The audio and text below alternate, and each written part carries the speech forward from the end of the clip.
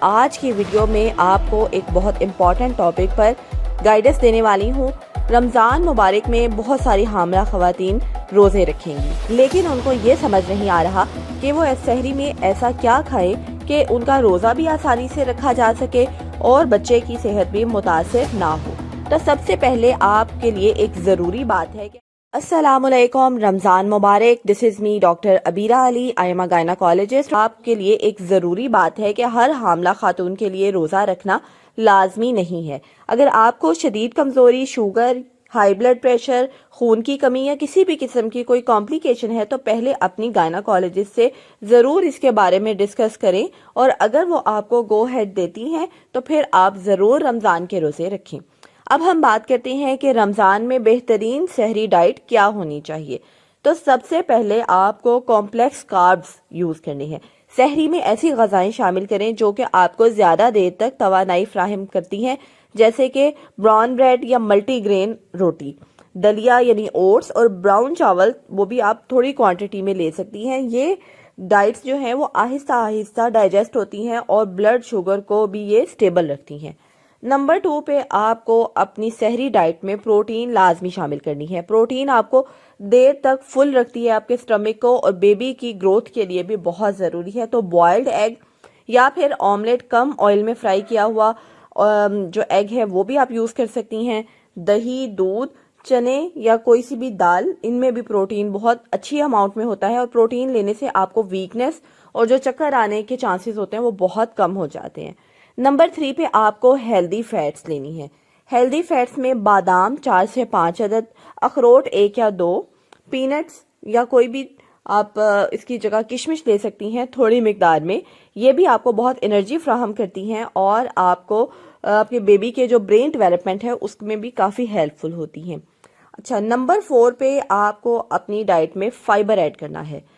Fruit, سیب، کیلا، پپیتا، کھیرا یا سیلڈ۔ فائبر آپ کو قبض سے بچاتا ہے، اور پریگنینسی میں بہت ساری خواتین کو کانسٹیپیشن کا مسئلہ ہوتا ہے، لیکن اگر آپ کی ڈائٹ میں ایڈیکویٹ اماؤنٹ میں فائبر ایڈ ہے تو آپ کی کانسٹیپیشن کافی حد تک بہتر رہتی ہے۔ نمبر 5 پہ آپ کو پانی کی مناسب مقدار لینی ہے۔ سحری میں کم سے کم 2 گلاس پانی آپ نے ضرور پینا ہے، اور اگر پاسبل ہو تو 1 گلاس دودھ اور 1 یا 1.5 گلاس آپ سادہ پانی کے پئیں۔ چائے اور کافی آپ کم سے کم استعمال کریں، کیونکہ ان سے بھی ڈی ہائیڈریشن ہو سکتی ہے۔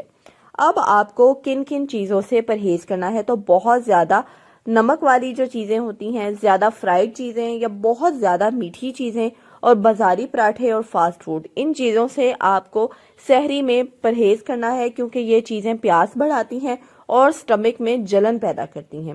تو ایک آئیڈیل آپ کو ہم سیمپل کے طور پہ سحری کا جو آپ کا پلیٹ کا مینیو ہے وہ کیا ہونا چاہیے وہ بتانے لگے ہیں۔ اس میں 1 ملٹی گرین آٹے کی روٹی ہونی چاہیے، 1 ابلا انڈا یا سبزی یا کوئی بھی آملیٹ لے سکتی ہیں آپ، 1 پیالی دہی، 4 بادام، کوئی سا 1 پھل اور 2 گلاس پانی۔ یہ ایک بیلنس سحری ڈائٹ ہے جو کہ آپ کو دن بھر انرجی پرووائڈ کر سکتی ہے۔ اب ایک اور امپورٹنٹ بات کہ کب آپ کو روزہ فوراً توڑ دینا چاہیے۔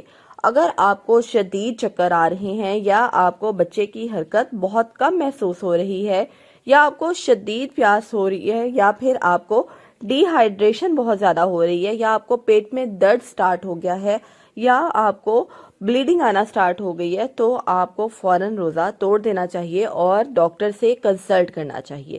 آخر میں آپ کو ایک امپورٹنٹ بات بتانے لگی ہوں کہ اپنی اور اپنے بچے کی صحت کو آپ نے ترجیح دینی ہے۔ اگر آپ کا جسم اجازت دیتا ہے تو ہی آپ نے روزہ رکھنا ہے، ورنہ اسلام میں حاملہ خواتین کے لیے آسانی ہے۔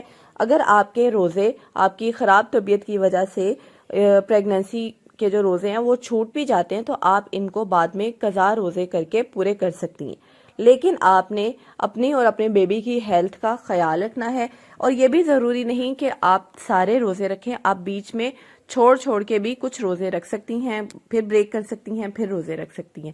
تو اس طرح سے آپ نے اپنا رمضان ہیلدی وے میں گزارنا ہے۔ آئی ہوپ آپ کو میری آج کی ویڈیو بہت پسند آئی ہوگی، آپ کو بہت انفارمیشن ملی ہوگی۔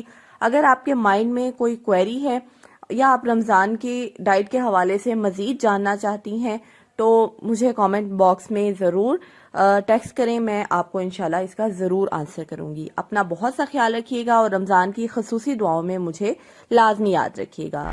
اللہ حافظ۔